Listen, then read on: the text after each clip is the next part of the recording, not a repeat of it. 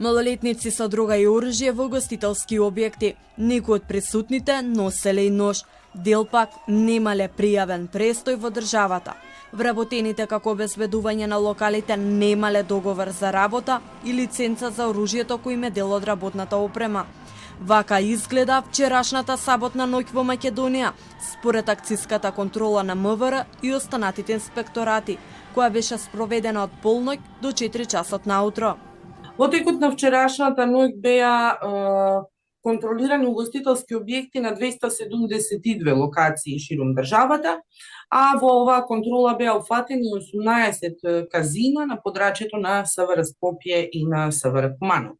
Во угостителски објект во Велес, од страна пак на управата за јавни приходи, констатирани се неправилности во работењето на угостителскиот објект, односно дека објектот работи спротивно на Законот за регистрирање на готовина.